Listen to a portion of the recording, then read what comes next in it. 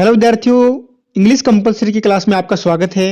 विद्यार्थियों, अगर आप 2024 में बोर्ड का एग्जाम देने वाले हैं कक्षा 12 का, और यदि आप अपनी इंग्लिश कंपलसरी की जो विस्टस बुक है उसके first chapter the third level में पूरे में से पूरे नंबर स्कोर करना चाहते हैं, तो आप मुझे अपने 10 मिनट दीजिए। इस चैप्टर से संबंधित चाहे छोटा प्रश्न आए चाहे बड़ा प्रश्न आए, आपको मैं मात्र एक प्रश्न बताऊंगा, ओनली वन आंसर। आज इस चैप्टर में सिर्फ एक आंसर मैं आपको बताऊंगा।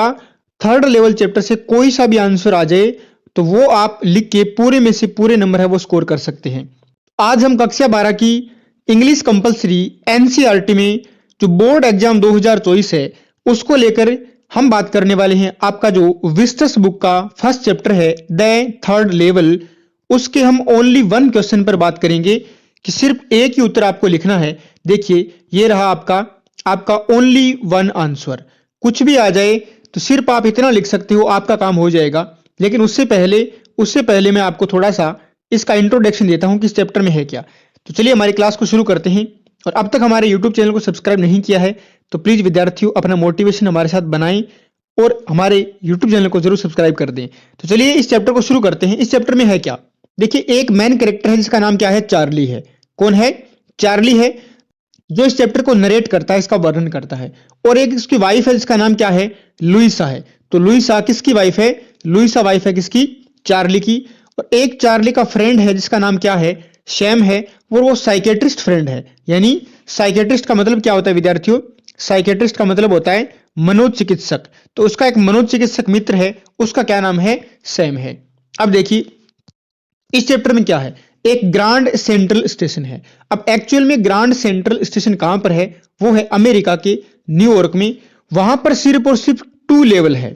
रियलिटी में, वास्तविकता में वहां पर 2 लेवल है। अब देखिए इस चैप्टर में जो आपका कैरेक्टर है चार्ली, उसको लगता है कि ग्रांड सेंट्रल जो रेलवे स्टेशन है वहां पर 3 लेवल है। लेवल का मतलब यहाँ पे मंजिल से है।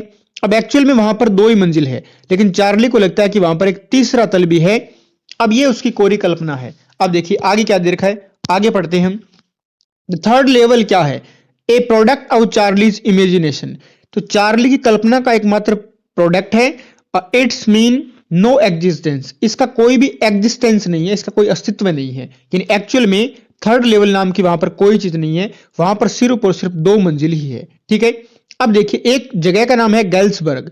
अब 1894 में चार्ली है वो गैल्सबर्ग की बात करता है। थोड़ा सा वो पास्ट में जाएगा। आपको थोड़ा सा चैप्टर अटपटा सा लगेगा कि कभी प्रेजेंट में जा रहा है कभी पास्ट में जा रहा है, लेकिन ये सारी एक मनगढ़ंत कहानियां हैं, तो आप बिल्कुल भी इसमें उलझे ना। तो देखिए गैल्सबर्ग क्या है, वो चार्ली के ग्रैंडफादर का विलेज है। चार्ली के ग्रैंडफादर का विलेज है, उसका क्या नाम है? उसका नाम है गैल्सबर्ग। अब देखिए, अब हम डायरेक्ट चलते हैं हमारे ओनली वन आंसर पे। ये रहा, ये आपका ओनली वन आंसर है। अगर थर्ड लेवल चैप्टर से कोई सा भी प्रश्न आ जाए और अगर आपको कोई दूसरा प्रश्न याद नहीं हो रहा तो आप मात्र ये एक प्रश्न याद कर लीजिए, आपको है वो अच्छे नंबर है वो बोर्ड में आप स्कोर कर पाओगे। क्वेश्चन क्या है देखिए, what is third level? Third level क्या है? अगर ये समझ लेंगे तो पूरा चैप्टर हमारा क्लियर हो जाएगा। तो देखिए द मॉडर्न वर्ल्ड, यानी जो मॉडर्न वर्ल्ड है, आधुनिक जो दुनिया है, आज की दुनिया है, इज फुल, भरी हुई है किससे? इनसिक्योरिटी। इनसिक्योरिटी का मतलब होता है असुरक्षा, फियर का मतलब भय, और वरी का मतलब है चिंता, और वॉर का मतलब है युद्ध, एंड अदर का मतलब दूसरी, और स्ट्रेसेज का मतलब होता है तनाव। तो आधुनिक जो दुनिया है, हमारी आधुनिक जो दुनिया है वर्तमान की, वो किससे भरी हुई है? इनसिक्योरिटी से, फियर से, वरी, वॉर और दूसरे तनावों से वो क्या है? भरी हुई है। Everyone wants to escape it. Everyone का मतलब प्रत्येक, वांट्स का मतलब चाहता है, एस्केप का मतलब होता है बचना। देखिए जितने भी लोग हैं वो इन सब चीजों से बचना चाहते हैं। किससे? इनसिक्योरिटी से, फियर से, वरी से, वॉर से और स्ट्रेस से। इन सब चीजों से जो सारे के सारे लोग हैं वो क्या करना चाहते हैं? बचना चाहते हैं। अब देखिए Charlie the man character of this story. इस थर्ड लेवल चैप्टर में, इस कहानी में मैन कैरेक्टर कौन है? वो है Charlie. Is also a stressed person. Stressed का मतलब है तनाव रहित, यानी चार्ली भी खुद क्या है? तनाव में है। The third level of Grand Central Station is a false imagination of Charlie. False imagination का मतलब है कोरी कल्पना। अब देखिए चार्ली कोरी कल्पना करता है कि वहां पर कोई थर्ड लेवल नाम की भी कोई जगह है। एक्चुअल में वहां पर दो ही लेवल है, कोई थर्ड लेवल नहीं है। ये चार्ली की क्या है? फॉल्स इमेजिनेशन है, कोरी कल्पना है। किसकी है कोरी कल्पना? चार्ली की है। ठीक है, आगे देखिए।